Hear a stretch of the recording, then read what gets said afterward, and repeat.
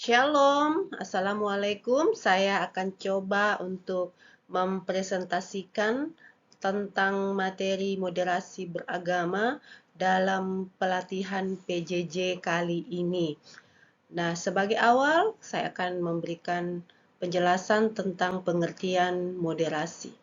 Dimulai dari kata moderat yang merupakan sebuah kata sifat turunan dari kata moderation yang berarti tidak berlebih-lebihan atau sedang.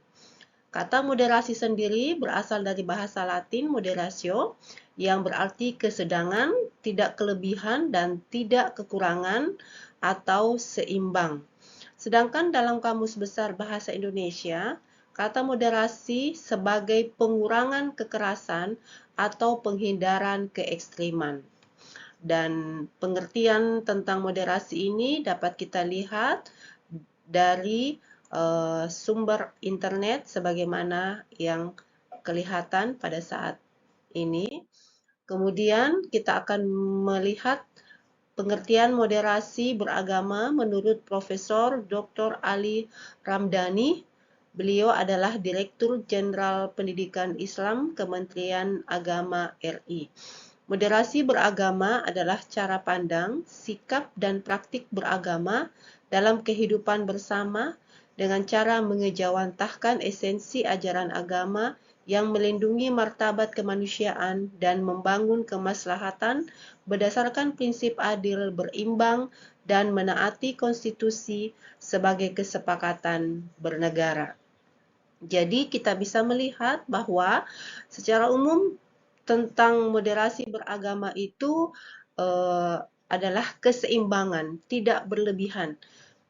Sedangkan kita bisa memberikan ibarat penggambaran dari sebuah moderasi beragama, dalam hal ini toleransi beragama, diibaratkan seperti buah salad ini. Di buah salad ini kita bisa melihat berbagai jenis buah-buahan yang ada.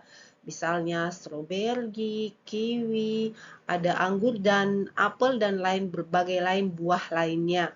Dan ketika disatukan, dicampur bersama-sama, maka ini akan menghasilkan sebuah rasa yang begitu enak.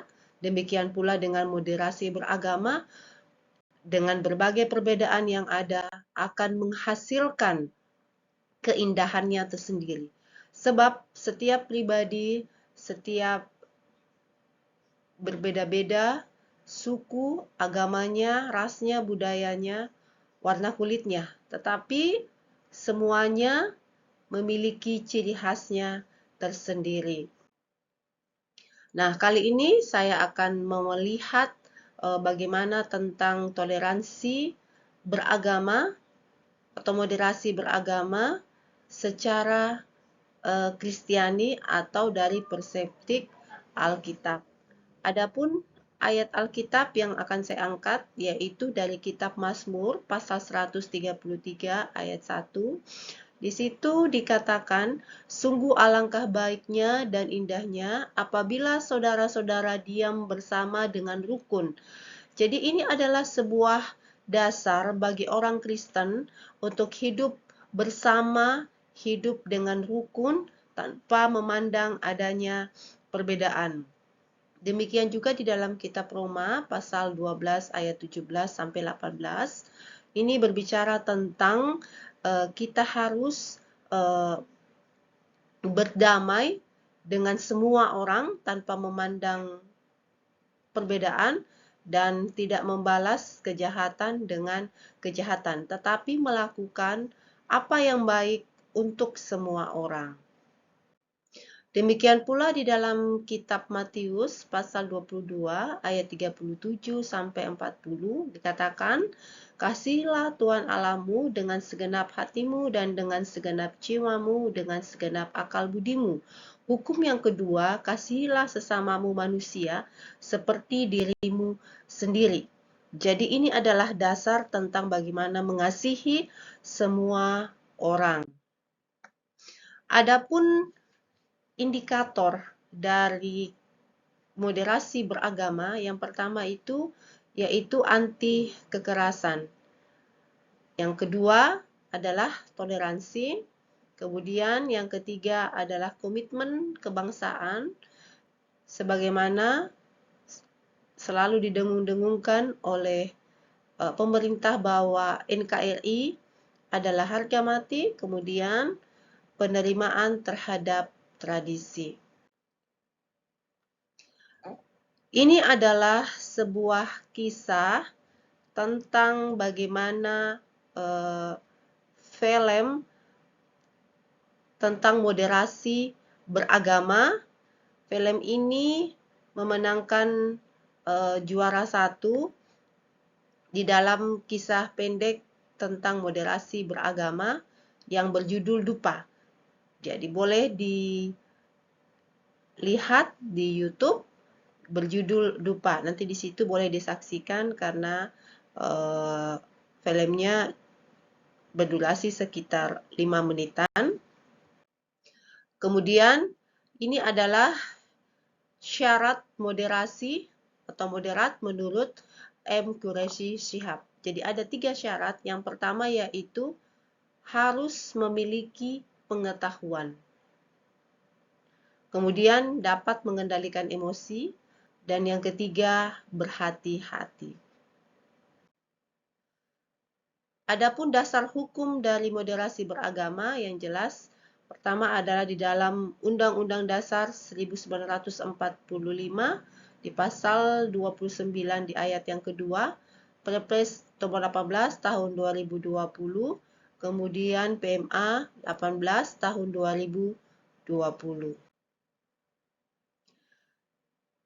Moderasi beragama adalah sesuatu hal yang sangat urgen, sebab hal ini dapat memperkuat esensi ajaran agama dalam kehidupan masyarakat, dapat mengelola beragam tafsir keagamaan dengan cara mencerdaskan kehidupan beragama, dan merawat keindonesiaan.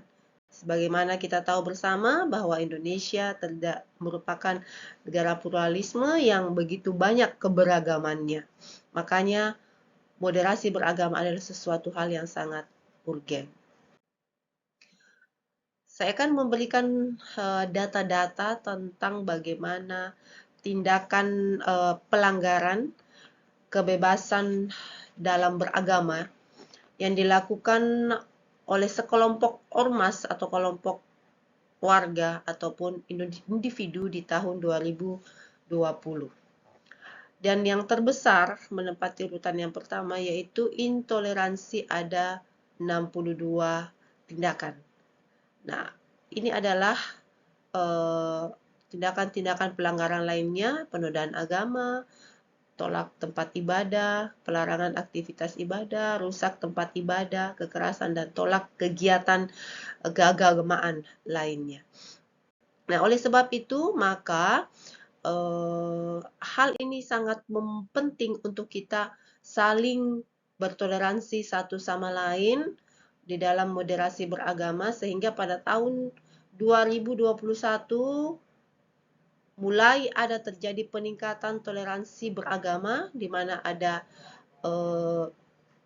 dari pemerintah untuk terus menggencarkan tentang moderasi beragama, saling menghormati satu sama lain, sehingga terdapat 68,72%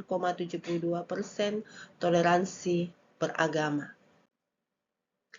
Nah, adapun peranan umat Kristiani dalam melakukan moderasi beragama yaitu harus menebarkan kasih yang tulus sehingga tercipta suatu keharmonisan dengan semua orang tanpa memandang adanya perbedaan di dalamnya.